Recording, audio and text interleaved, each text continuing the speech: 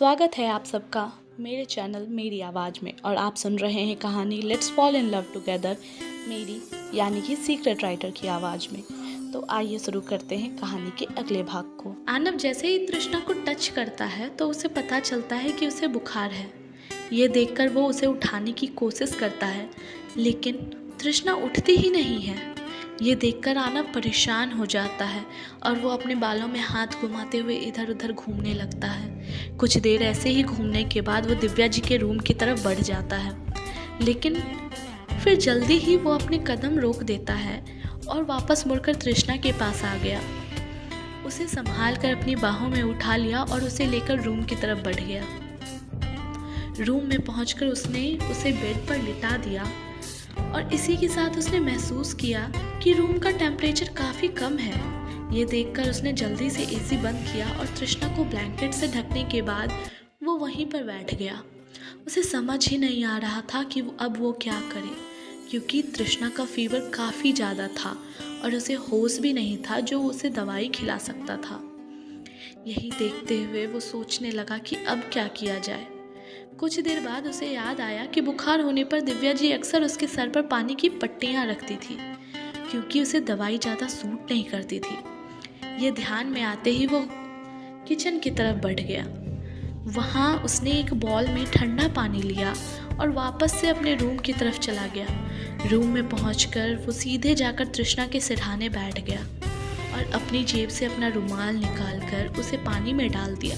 इसी के साथ वो तृष्णा के माथे पर पट्टियाँ करने लगा। हर थोड़ी देर पर वो रुमाल को पानी में भिगोता और फिर माथे पे रखता।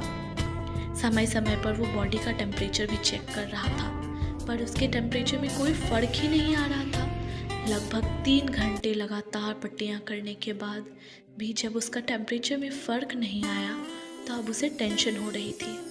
कुछ देर तक सोचते रहने के बाद उसने फाइनली उसे दवाई खिलाने का डिसाइड किया और ड्रॉअर से फर्स्ट एड बॉक्स निकालकर उसने दवाई ढूंढने लगा।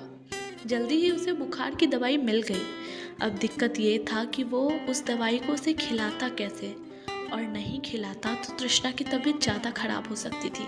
यही सोचते हुए वो किचन की तरफ बढ़ गया, ताकि वहाँ से उसे कुछ ऐसा मिल सके जिसकी हेल्प से वो तृष्णा को दवाई खिला सके। जैसे ही वो किचन में पहुँचा उसे वहाँ स्पून रखा हुआ दिखाई दिया। ये देखकर उसने एक स्पून उठा लिया और रूम की तरफ निकल गया।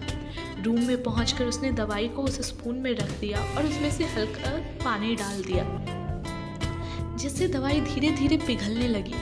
जब दवाई पूरी तरह से पिघल गई तब तृष्णा के पास आकर चम्मच को उसके मुंह के पास ले गया, लेकिन वो दवाई उसके मुंह में नहीं डाल पाया क्योंकि उसका मुंह बहुत ही टाइटली बंद था। ये देखकर उसे एक आइडिया आया और उसने जल्दी से उसका नाक दबा दिया।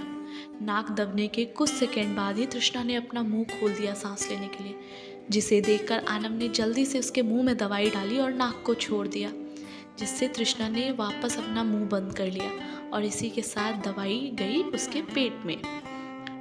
आनव के चेहरे को देखकर ऐसा लग रहा था जैसे उसने बहुत ही मुश्किल मिशन को कंप्लीट कर लिया हो। अब तक बहुत रात हो चुकी थी, लेकिन आनव वही तृष्णा के सिरहाने में बैठा हुआ था। कुछ देर बाद उसे एहसास हुआ कि तृष्णा के शरीर की गर्मी धीरे धीरे कम हो रही है। इसका मतलब उसका बुखार धीरे धीरे कम हो रहा है। ये देखकर उसने राहत की सांस ली और वहीं हेडबोर्ड से अपना सर टिका लिया और अपनी आंखें बंद कर ली। उसे पता ही नहीं चला कब उसकी आंख लग गई। सुबह के समय जब सूरज की रोशनी तृष्णा की आंखों पर पड़ी, जो कि खिड़की से आ रही थी, तो उसकी आंखें खुल जाती है। जब वो अपनी आंखों को खोलती है तो देखती है वो बेड पर सो रही है, लेकिन तभी उसकी नज़र अपने पास ही बैठकर सोते हुए आनव पर गई, जिसे देखकर वो एक झटके के साथ उठकर बैठ गई। लेकिन तभी ऐसे अचानक उठने पर तृष्णा का सर चकराने लगा। वहीं उसको ऐसे तेज़ी से उठने की वजह से आनव की भी नींद खुल रही थी। उसने जब तृष्णा को ऐसे अपने सर को पकड़े हुए देखा तो उसने उसे देखते हुए कहा, क्या हुआ, अब क्या तुम ठीक हो? उसकी इस बात को सुनकर तृष्णा उसकी तरफ देखते हुए कंफ्यूज सा चेहरा बनाकर बोलती है, मुझे क्या हुआ है? उसके इस सवाल को सुनकर आनव मन में कहता है, देखो इस लड़की को, पूरी रात मेरी जान खाने के बाद अभी कह रही है मुझे क्या हुआ है। उसे ऐसे खोया हुआ देखकर तृष्णा कहती है, क्या हुआ? आप क्या सोच रहे हैं? और मैं यहाँ कैसे आई? और तो और मैं हमेशा सोफे पर सोती हूँ, फिर मैं यहाँ कैसे सो गई? इस सब के बाद आप यहाँ क्या कर रहे हैं? तृष्णा शुरू हुई तो फिर बिना रुके उसने अपने दिमाग में आ रहे सारे सवालों को आनव से पूछ लिया। वहीं जब आनव ने उसे इतना बोलते हुए सुना तो बोला, इससे पहले तो मैंने तुम्हारे मुंह से आवाज़ भी नहीं सुनी थी, तो फिर आज अचानक से तुम्हारे मुंह में जबान कहाँ से आ गई? उसके इस सवाल को सुनकर तृष्णा को जैसे शादी के बाद के सारे किस्से एक साथ याद आ गए हों और उसके मन में कड़वाहट बढ़ गया और उसने आनव की तरफ देखते हुए कहा, मैंने जो पूछा है बस उसका जवाब दे दीजिए। उसके इस सवाल को सुनकर आनव कहता है, कल तुम्हें बहुत तेज बुखार था और तुम लिविंग रूम में बेहोश हो गई थी, इसलिए मैं ही तुम्हें यहाँ लेकर आया और इसीलिए तुम बेड पर सो रही हो। और रहा सवाल मैं यहाँ क्या कर रहा हूँ, तो मैं भी यहाँ सो ही रहा था, जैसा कि तुमने देखा ही होगा।